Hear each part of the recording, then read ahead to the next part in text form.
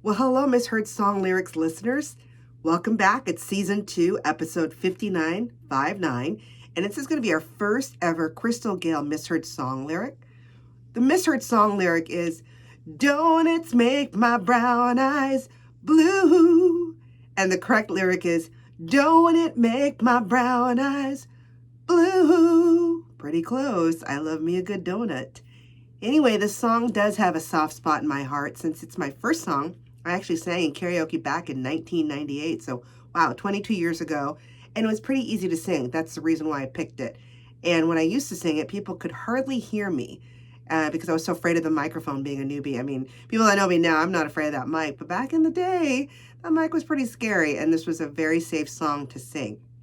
So Don't It Make My Brown Eyes Blue is a song actually written by a gentleman by the name of Richard Lee and recorded by none other the most beautiful American country music singer Crystal Gale with her lovely hair. And if you didn't know that, that wasn't her real name. Shocker. Crystal Gale was actually born Brenda Gayle Webb, and Gale was actually spelled Gail, her middle name, but changed it to Gayle. She was actually born on January 9th, 1951. So that makes her, what, 69, I believe? Yeah. And she's an American country music singer and songwriter. Under a lot of people maybe know or don't know, she actually is the younger sister of country singer Loretta Lynn. And Loretta helped guide her younger sister in the record business, which is great to have someone that's gone through it and can help her with the ins and outs. Soon, Crystal Gale soon developed her own what they call middle of the road style. It's actually an acronym, MOR. And when I looked it up, it actually is what they consider, what Wikipedia says is commercial radio format and popular music genre, aka soft adult contemporary that we know today. And so that's what she was known for, which makes sense because, like I said earlier, I love this song, sing karaoke, and it's perfect middle of the road where it doesn't go too high, doesn't go too low, easy to sing. And this new musical direction made her one of the most successful crossover artists back in the 1970s and 80s, because back then people stayed mostly in their genre, country or pop, but never crossing over, and she was one of the few that did. And again, I noted that she's known for her floor-length, beautiful hair. Now, a little bit more about Crystal Gale. She was actually, again, born Brenda Gayle Webb in Paintsville, Kentucky. So for those of you from Kentucky, shout out Paintsville. And she was the last of 8 children. So she was the baby to Clara Marie, or Clary is what they call it. That's the mom. She was born in 1912 and passed away in 1981. And Melvin Theodore, they called him Ted Webb, W-E-B-B, born in 1906 and passed away, younger, in 1959. So the first, did you know, if you didn't know that she was Loretta Lynn's younger sister, she was also the only child born at the Paintsville Hospital and not at home. So the other 7 were born at home. Wow. And then the second, did you know, is Crystal Gale's mother, Clary Webb, was actually singer Patty Loveless's aunt. So making Gale and Loveless first cousins. So I didn't know about that. I mean, Patty Loveless in her own right, if you're a country singer aficionado, is also a very well-known country singer, so they're first cousins.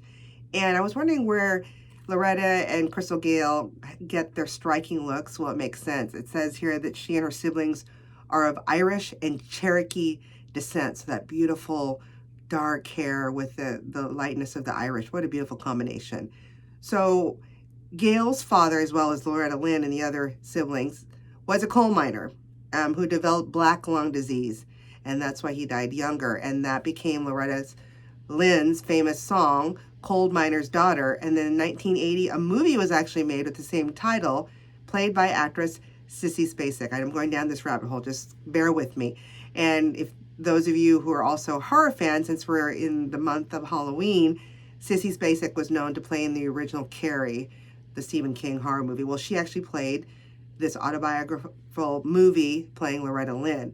How did it do? Let me tell you. So Coal Miner's Daughter was released theatrically on March 7th, 1980, so about 40 years ago. Wow. And grossed about $67.18 million back in 1980. And when you do the math, equivalently that same amount is equivalent to today's dollar at $208.46 million in 2019. A lot of money either way. And in North America, against a budget of, they only made it for 15 million. So at the time in 1980, it was considered the seventh highest grossing film of 1980. Third, did you know, is I remember it as a young child, but I didn't know how well it did. It actually had a lot of critical acclaim, received 7 nominations at the 53rd Academy Awards, and including for Best Picture, with Sissy Spacek winning Best Actress. So she won her Best Actress award playing Loretta Lynn. And at the 38th Golden Globe Awards, the film received 4 nominations and won 2. They won for Best Motion Picture of a Musical or Comedy, and then Best Actress. So Spacek won Best Actress both for a Golden Globe and for an Oscar, so did pretty well. So let's go back to Miss Crystal Gayle. So in search of better medical treatment, because again, the father was fighting against the black lung disease, which actually ended up killing him, they went and moved the whole family to Wabash, Indiana. And when Gayle was 4 years old, so that's, again, being the youngest, they lived in a retired miners community, and Clara Webb, Gayle's mom, worked as a nurse's aide. And then when the father, sadly, Ted Webb, died in 1959, so from an early age, Gayle was also interested in singing. Probably helped that, she saw older sister doing quite well on her own. And in 2018, she knew that she could sing before she could walk, which I wouldn't be surprised. The family's new home in Wabash was in an urban setting, and so this time, compared to the other siblings, she was actually exposed to diverse cultural groups and norms, and in terms of various music styles. So she got to see it all, so maybe that probably helped with her crossover to the, I would say pop, or at that time, middle of the road or contemporary adult. She also sang some songs and was heard on the radio and was inspired by the music of her sister, Loretta Lynn. And then at age 16, Crystal Gayle performed at the Grand Ole Opry, which I now know how big an honor that is, just going to Nashville about a year ago, this time in October of 2019, whenever her sister Loretta would be ill. And she would always perform the cover of Marty Robbins' Ribbon of Darkness. When she graduated in 1969, she had her first recording contract with her sister's label, Decca, D-E-C-C-A Records.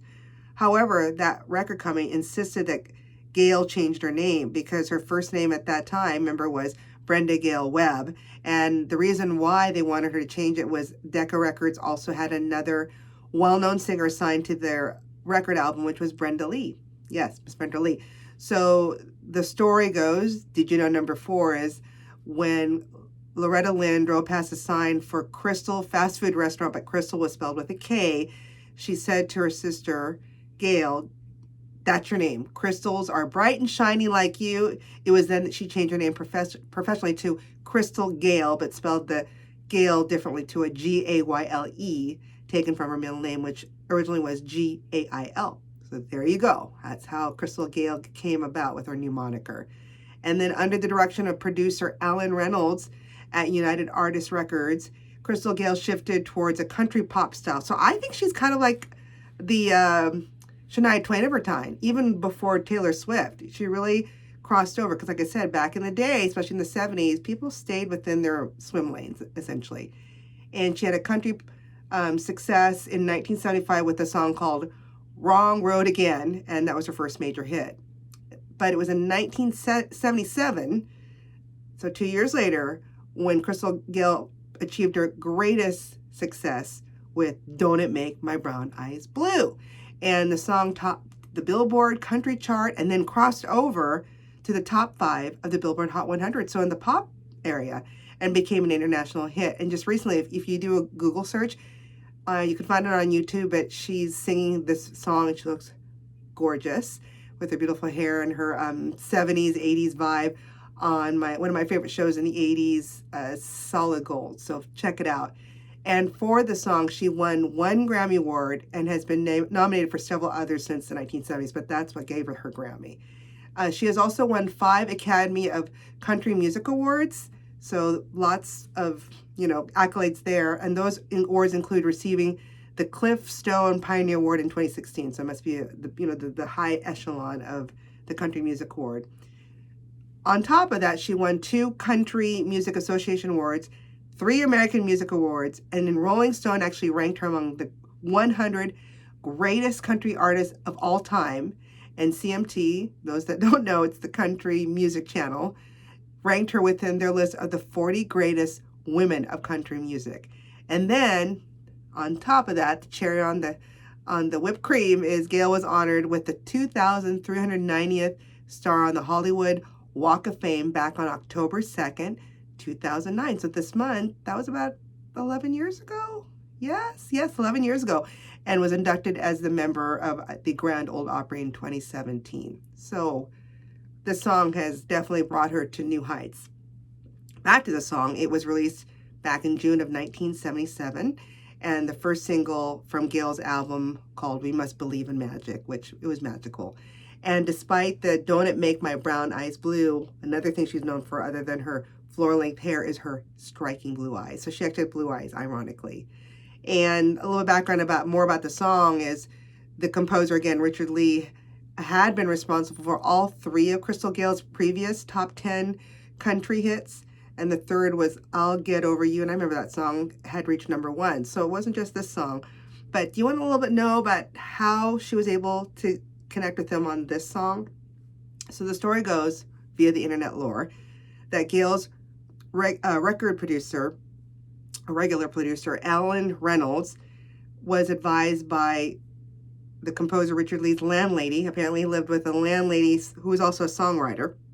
Her name is, or was, Sandy Mason Thray, that Lee was a little down in the dumps because I think nothing much was happening after Crystal Gayle and he struck it big with the song I'll Get Over You. So at the landlady's suggestion, she asked Reynolds, which is, again, Gayle's regular producer, to come over and cheer up their friend, the songwriter. And he did.